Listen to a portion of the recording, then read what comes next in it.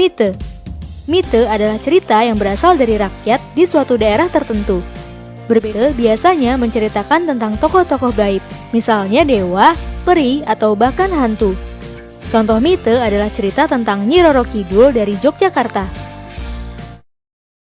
Legenda. Legenda adalah cerita yang mengisahkan tentang asal-usul terbentuknya suatu tempat. Cerita ini biasanya berasal dari rakyat zaman dulu di daerah tertentu dan dianggap benar-benar terjadi. Kemudian legenda itu akan diceritakan kembali secara turun-temurun. Contoh legenda adalah asal-usul terjadinya Gunung Tangkuban Perahu. Fabel.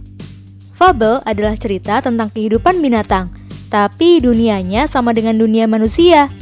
Dalam dongeng fabel, binatang-binatang yang menjadi tokoh digambarkan berperilaku seperti manusia. Misalnya berbicara, berpikir, sekolah, bekerja, dan melakukan aktivitas lainnya. Contoh fabel adalah cerita tentang kura-kura dan kelinci. Hikayat. Ini adalah kisah yang menceritakan kehebatan seseorang sampai disebut sebagai pahlawan. Sama seperti dongeng lainnya juga menyebar dari mulut ke mulut dan diturunkan dari nenek moyang. Maka itu ceritanya bisa sedikit berubah. Contoh adalah kisah tentang Jaka Tingkir yang hebat melawan para penjahat. Parabel. Parabel adalah cerita yang mengandung nilai-nilai pendidikan, baik itu pendidikan agama, moral, atau pendidikan lainnya.